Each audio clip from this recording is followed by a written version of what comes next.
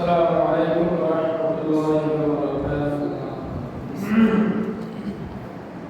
الحمد لله الذي خلق الإنسان وكرمه وعلمه من البيان ما لم يعلم، فسبحان الذي لا يحصى امتنانه باللسان ولا بالقلم، ونشهد أن لا إله إلا الله وحده لا شريك له، ونشهد أن سيدنا وحبيبنا ومولانا محمدا عبده ورسوله صلى الله تعالى عليه وعلى آله وأصحابه وبارك وسلم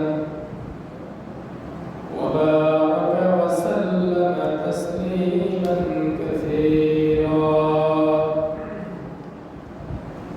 أما بعد، فقد قال الله تعالى في كلامه المجيد وفرقانه الحميد: أعوذ بالله من الشيطان الرجيم، بسم الله الرحمن الرحيم. إن الله وملائكته يصلون على النبي، يا أيها الذين آمنوا صلوا عليه وسلموا تسليما. اللهم صل على محمد كما صليت على إبراهيم وعلى آل إبراهيم إنك حميد مجيد. اللهم بارك على محمد وعلى آل محمد كما باركت على إبراهيم وعلى آل إبراهيم إنك حميد مجيد. سبحانك لا علم لنا إلا ما علمتنا إنك أنت العليم الحكيم. الحمد لله, মহান রব্বুল আলামিনের দরবারে অসংখ্য অগণিত শুকরিয়া জ্ঞাপন করছি যে মহামণি শত শত ব্যস্ততার মাঝ থেকে আমাদেরকে পবিত্র জুমাবারে সর্বপ্রথম আল্লাহ তাআলার ঘরে আসা, বসা, কোরআন হাদিস থেকে কিছু কথা শোনার এবং আমি অবকে বলার তৌফিক দিয়েছেন, এই জন্য সকলের শুকরিয়া আদায় করি। আলহামদুলিল্লাহ। অসংখ্য অগণিত দরুদ পেশ করতেছি মানবতার মুক্তির দূত মুহাম্মদুর রাসূলুল্লাহ সাল্লাল্লাহু আলাইহি ওয়াসাল্লামের উপর।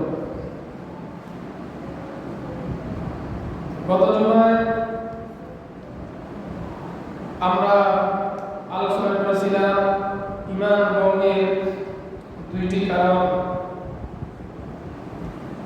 সংক্ষিপ্তভাবে গত জুমায় কিছু বলেছি। আজকে আমরা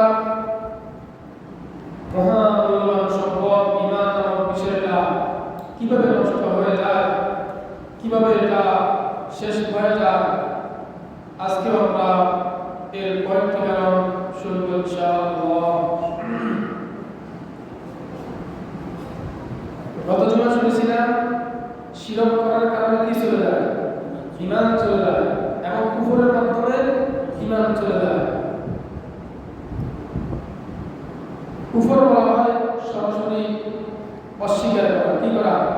অর্থাৎ বিসমিল্লাহ বা থেকে সূরা নাসের একেবারে শেষ সিন পর্যন্ত এই সমস্ত আল্লাহর কথাগুলোকে, আল্লাহর বাণীগুলোকে যদি কেউ এগুলো থেকে কোনো একটি বিষয়কে কেউ যদি অস্বীকার করে তাহলে তার ঈমান থাকবে না, সে বেঈমান হিসেবে এই দুনিয়া থেকে পরের জগতে যাবে।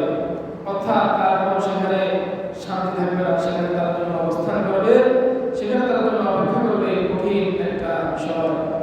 আল্লাহ রাব্বুল আলামিন আমাদেরকে শিরক এবং কুফর থেকে বেঁচে থাকার তৌফিক দান করুন। আমরা জন্য বলি আমিন। আজকে আমরা শুনবো আর কি কি কারণে ঈমান চলে যায়, ঈমান ভঙ্গ হয়ে যায়। এই সমস্ত কারণ যদি আমাদের মধ্যে থাকে, আমাদের মধ্যে যদি এগুলো অবস্থান করে